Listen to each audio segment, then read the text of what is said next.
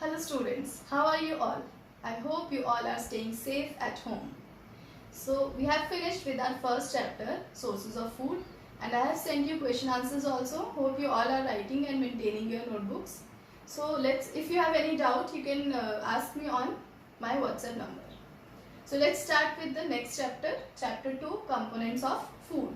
And it is like in the previous chapter we have discussed why food is necessary, what are the sources of food. So these both chapters are connected to each other. Like in the previous chapter we have discussed why food is necessary. So did you remember why food is necessary to us? For providing us energy, for growth, for maintenance, for development, to protect us from diseases, and for repair also. So now we'll discuss what will be the components of food. Means when we eat food, what we get from food. In the previous section we have discussed from where do we get the food.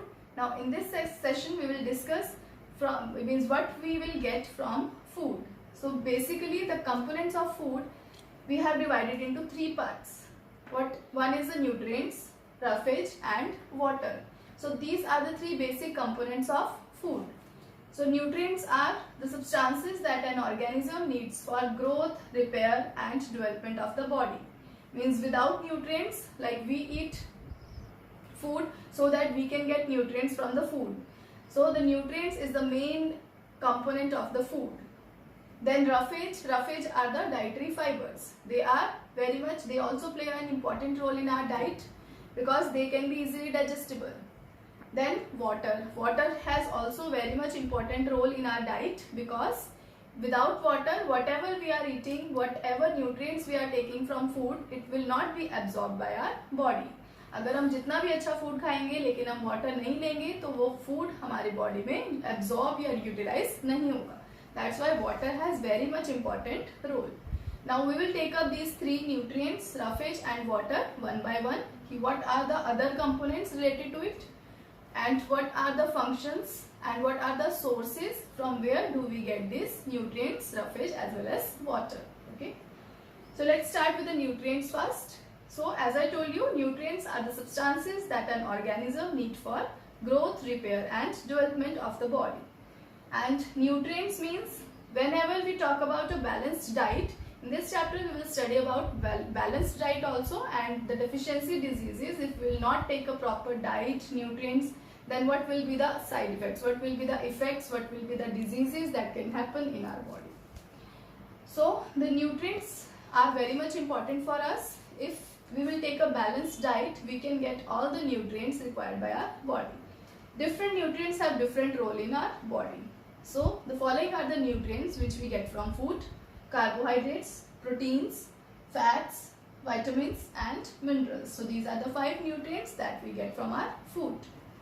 Carbohydrates are also called as energy giving foods. So whatever food that we take which has carbohydrate will help us to give energy. Proteins are bodybuilding foods. You know that the people who generally go for bodybuilding, they take protein in much amount because they are called bodybuilding foods. Next is fats. Fats are also energy giving foods. From fats we get energy. Vitamins are the protective foods. Vitamins and minerals, they are the protective foods. If we will not take vitamins in our diet properly, then we can get some disease. So we will take up these nutrients one by one, their source, their function in the body. So let's start with the carbohydrates first. Let's start with the first nutrient, that is carbohydrate. As I told you, it is called energy giving food because it gives us energy. So it is the main source of energy in our body. So when we eat carbohydrates, the maximum amount of energy is, though fats also provide us energy, but the maximum energy is provided by carbohydrates. So there are two types of carbohydrates, sugars and starch. Let us see the difference between the two. So sugar are simple carbohydrates as compared to starch. They are complex carbohydrates. Now what does it mean, simple and complex? Simple means if you will see the structure of these carbohydrates in detail, then you will find that this one has simple structure and this is made up of a complex structure in which the sugars will combine to form starch. It is a big molecule as compared to sugar. Okay. Now the detail will come in your higher classes, but now this is fine that the sugars are simple carbohydrates and starch are complex carbohydrates. Sugars are basically found in the form of glucose and fructose. Generally we take glucose, जैसे आप glucose पीते हैं ना, Glucon D generally, तो वो हम क्यों लेते हैं? To get energy, we get instant energy from that. So that is all because of the glucose present in that glucon D. Okay, so we have glucose and fructose in the form of sugars. If we talk about starch, so let us complete sugar first. So they are sweeter in taste, as you all of you know that glucose is sweeter in taste. So the sugars are sweet in taste, as the name is suggesting. Name is sugar itself, so it is sweeter in taste. It gives instant energy. When you will take sugar in the form of glucose, fructose, then it will give us instant energy.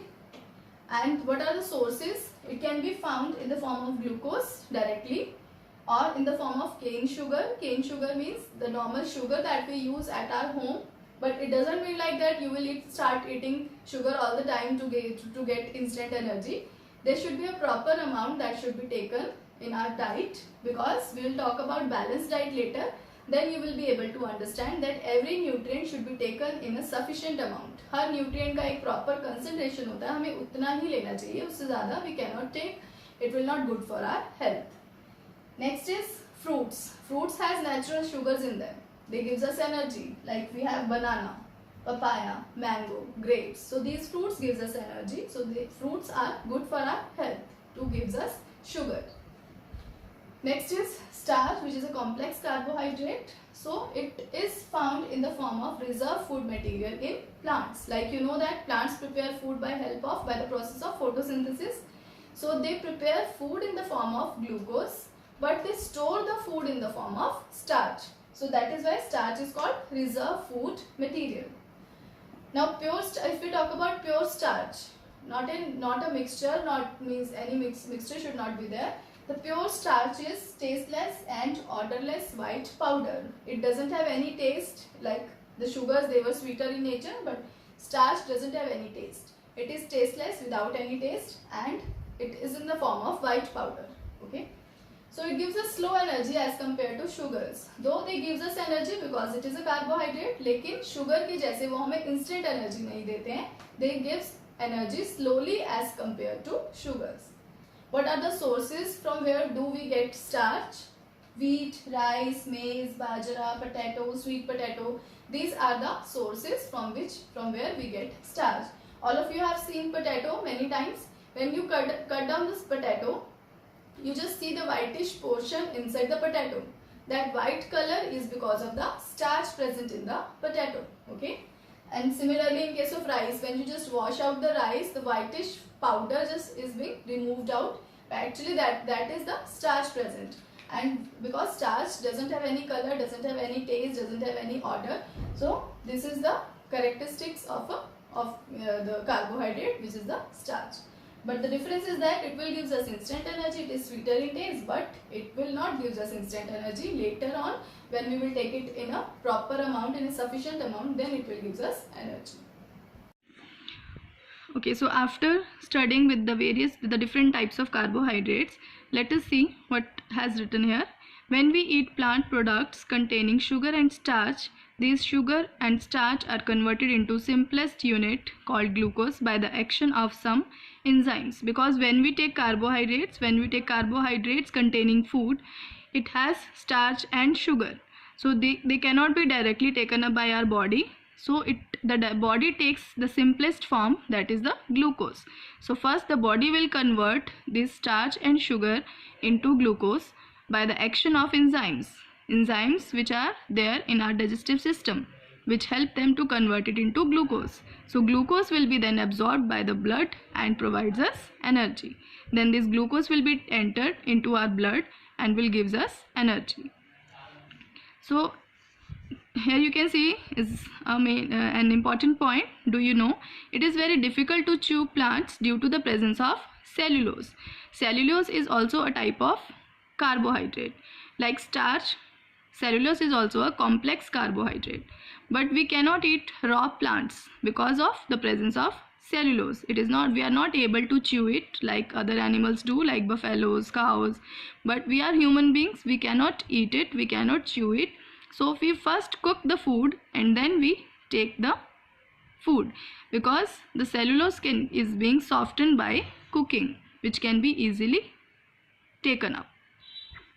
So regarding this carbohydrates, the presence of carbohydrates in the food, we have two activities given in your book. Here now it is not possible to do it at home, but when we'll go to school, when you will be coming to school, then we will perform these activities in our lab. So let us see what is the first activity. So here you can see the activity first to test the presence of sugar in the food items. So we will take some food items like potato and apple. Here we have taken two food items and we will see that carbohydrate is present in it or not. For this we have a solution called Benedict solution we have in our lab, that is a blue colored solution. We will require water, test tubes and Bunsen burner for heating. So let's see what is the method. So in the first step, what we will do, take crushed piece of potato and apple and put them into two separate test tubes. Now we will take two test tubes. In one we will keep the crushed potato and in the second we will keep crushed apple. Now add some drops of water into the test tube and shake them. Then add 2 to 3 drops of Benedict solution to each test tube. Then what we will do, we will heat them for about 1 minute. Now after heating, what will be the observation? You will find a red precipitate in the test tube containing crushed apple solution. It means that there is no change in the test tube having crushed potato. Now observe the two test tubes after heating them. You will find that a red colored precipitate will be formed in the test tube containing apple solution, but in the test tube containing potato there was no change, as the potato was whitish colorless and it remained same. There is no change in the potato containing test tube, which means that the formation of red precipitate indicates that sugar is present in apple, because we are here doing the test for the presence of sugar, not for the starch. So the apple is a fruit and it contains a natural sugar. So this test will show that apple contains sugar but potato doesn't contain any sugar. So this is all about activity 1. Now let's see activity 2. In activity 2, we will do the test for the presence of starch. Like in the previous one we have done test for the presence of sugar. In this we will do test for the presence of starch. In this we will take a raw potato, iodine solution and a dropper. Now crush the potato and put it in a test tube. Now add few drops of iodine solution into it with the help of dropper. Here you can see this is the iodine solution, or what you can do, you can keep it in a test tube or you can directly cut the potato into two halves and then put 2-3 drops of iodine solution directly over the potato. Then what will you observe? You will find blue-black color when the blue-black color when the iodine drops fall on the cut surface of the potato. So as we put the drop of iodine over the potato, the blue-black color will be observed. Here you can see. This color shows that the potato contains starch, because iodine gives blue-black color with starch. So this shows that potato contains starch. So repeat this activity with the various food items. What we can use boiled potatoes, powdered pulses, boiled rice, maize, a piece of bread. So the same activity can be done with these food items also. You just have to put the drop of iodine. If the blue-black color appears, it means that particular food will have carbohydrate starch in it. So this is all about these two activities, and the two activities I will share 2 links for these 2 activities in your WhatsApp group. You can see the activities there also and read the chapter, the page number 16 that we have done today. I will send you the picture of this page. So this is all about for today. In the next video we will start with the next nutrient, protein.